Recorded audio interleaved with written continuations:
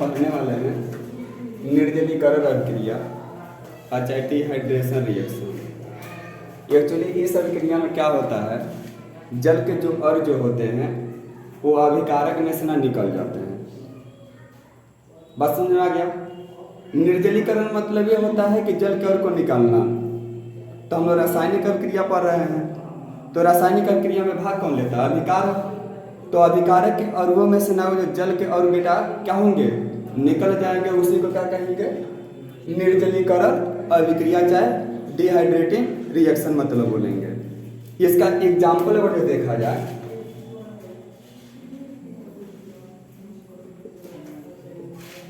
थोड़ा सा ध्यान देना।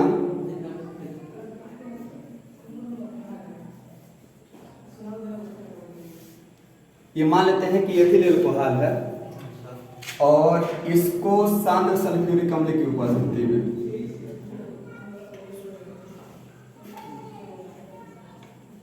हाई टेम्परेचर पे बेटा गर्म करते हैं। कितने पे? हाई टेम्परेचर पे। और एक्चुअली 400, इसके लिए तो बेटा 443 केल्विन टेम्परेचर इसके लिए जरूरत होता है। बात समझ आ गया? एथिल अल्कोहल के लिए सांद्र सल्फ्यूरिक अम्ल की उपस्थिति में बेटा कितना टेम्परेचर कम से कम चाहिए? 443 केल्विन टेम्परेचर चाहिए। तो एक्चुअली होता क्या है, ये OH माइनस लेके निकल जाता है तो इसमें प्लस आ जाता है। जैसे मान लो AOH माइनस लेके निकल गया, तो यहाँ पे क्या आ जाएगा? CH2 पे क्या आ जाएगा? प्लस। और ये तुम कैसे बचा है? CH3। तो ये OH माइनस जब लेकर के जब निकलता है ना, तो यहाँ पे प्लस आ जाता है। और उसके बाद जस्ट प्लस के बगल वाले बेटा जो हाइड्रोजन जो होते हैं, तो यहाँ से हाइड्रोजन प्लस लेके निकल जाता है। तो 3 हाइड्रोजन में से 1 हाइड्रोजन प्लस लेके निकलेगा, तो यहाँ पे बचेगा कितना? 2। और यहाँ चूंकि ये प्लस लेके निकल रहा है तो इस पे क्या आ जाएगा? माइनस आ जाएगा। और जब माइनस जब आ जाएगा तो पास पास के कार्बन पे अगर एक पे प्लस आवेश हो और दूसरे पे माइनस आवेश हो तो एक सिंगल बॉन्ड बना लेते हैं। तो एक बॉन्ड तो पहले से था और एक बॉन्ड और प्लस और माइनस मिलके बना लेंगे, तो इनके बीच में क्या आ जाएगा? डबल बॉन्ड आ जाएगा। तो ये CH2 डबल बॉन्ड CH2। और ये देखना H प्लस जो है OH से क्रिया करके क्या बना लेगा? H2O बना लेगा।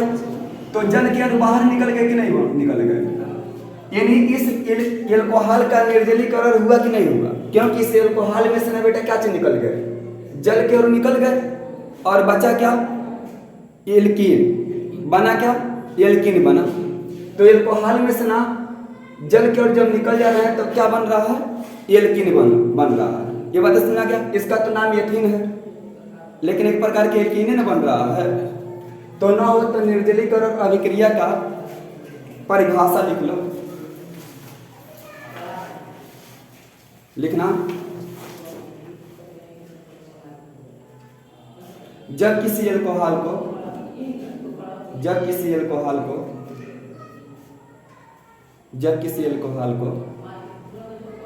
सांद्र सल्फ्यूरिक अम्ल की उपस्थिति में, जब किसी अल्कोहल को सांद्र सल्फ्यूरिक अम्ल की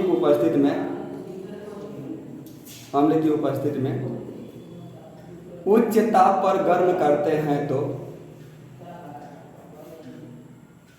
उच्च ताप पर गर्म करते हैं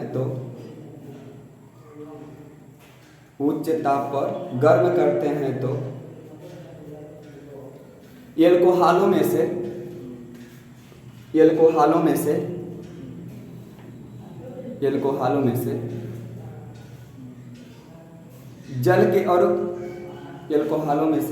जल के अणु बाहर निकल जाते हैं। एल्कोहलों में से जल के अणु बाहर निकल जाते हैं तथा एल्कीन का निर्माण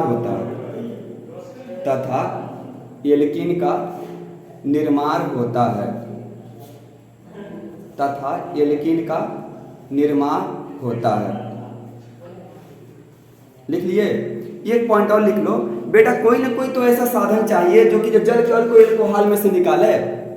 तो ऐसा मतलब कोई केमिकल है, चाहे कोई ऐसा मतलब पदार्थ है जो किसी रासायनिक अभिक्रिया में से न जल के अणुओं को बाहर निकालने का काम करता है, उसको कहते हैं निर्जलीकारक। उसको क्या कहते हैं? निर्जलीकारक। यानी जो निर्जलीकारक रहेंगे वही पदार्थ किसी रासायनिक अभिक्रिया में से ना जल को क्या करेंगे, निकालेंगे।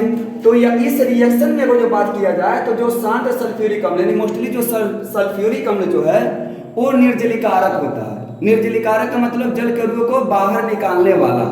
तो इस अभिक्रिया में बेटा निर्जलीकारक कौन है, सांद्र सल्फ्यूरिक अम्ल है। तो लिखना सांद्र सल्फ्यूरिक अम्ल, सांद्र सल्फ्यूरिक अम्ल, सांद्र सल्फ्यूरिक अम्ल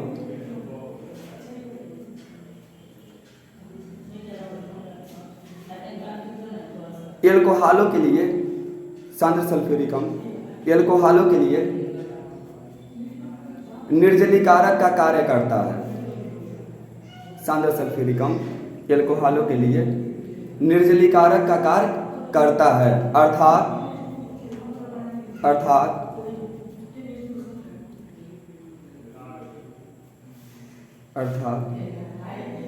किसी रासायनिक अभिक्रिया में से, अर्थात किसी रासायनिक अभिक्रिया में से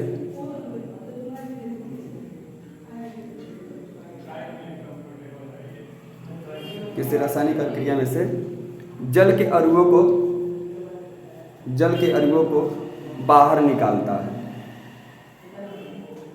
जल के अणुओं को बाहर निकालता है। हो गया बेटा। उदाहरण इसका जो है वो पहला उदाहरण बेटा आप लोग जान गए ना कि कैसे है। दूसरा उदाहरण दें, दूसरा उदाहरण भी देख लो। दूसरा उदाहरण बेटा इसका देख लेना, सपोर्टेट मान लो।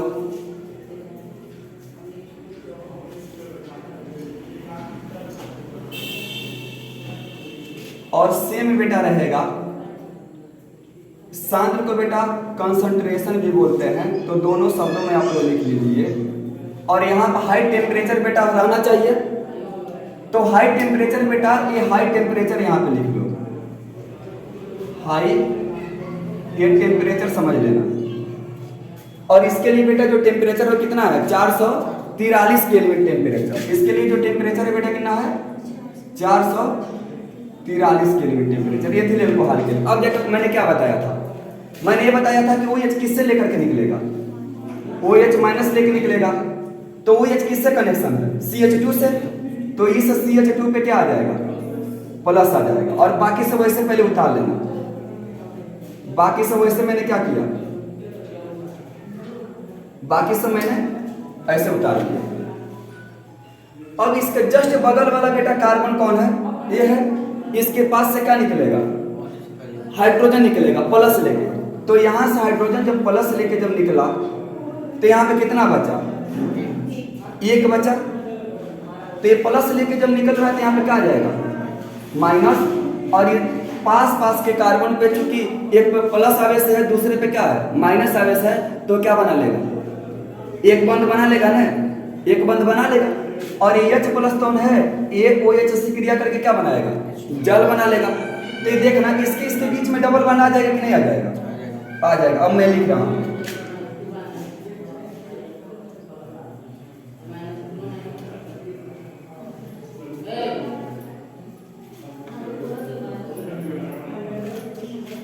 ये आया समझ में, ये देखना, ये समझ में आया। इसके बीच में क्या आ गया, डबल बॉन्ड। और तो क्या बना लिया, जलकर बना लिया। तो इसमें से नहीं तो जलकर निकल रहा है, और निकालने का कार्य कौन कर रहा है, सल्फ्यूरिक अम्ल। इसीलिए सल्फ्यूरिक अम्ल कैसा, इस रिएक्शन के लिए कैसा कार्य कर रहा है, निर्जलीकारक के जैसा कार्य कर रहा है। यानी सल्फ्यूरिक अम्ल ही एल्कोहल में से क्या निकाल रहा है, जल के, और निकाल रहा है। और भी लिया जाए, देखो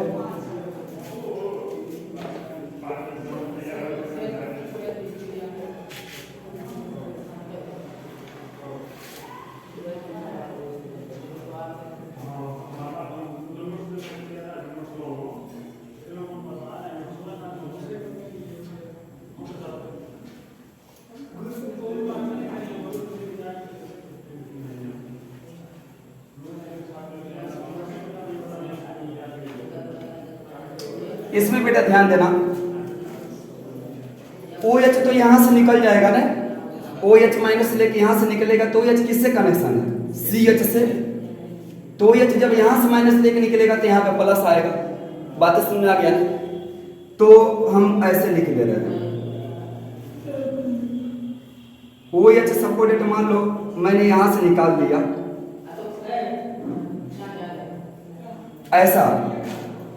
अब दो रीजन है, हाइड्रोजन प्लस हमको निकालना है, तो हाइड्रोजन प्लस हमको निकालना है तो कहते हैं यहाँ से निकालें और नहीं तो यहाँ से निकालें। बात समझ आ रहा है ना?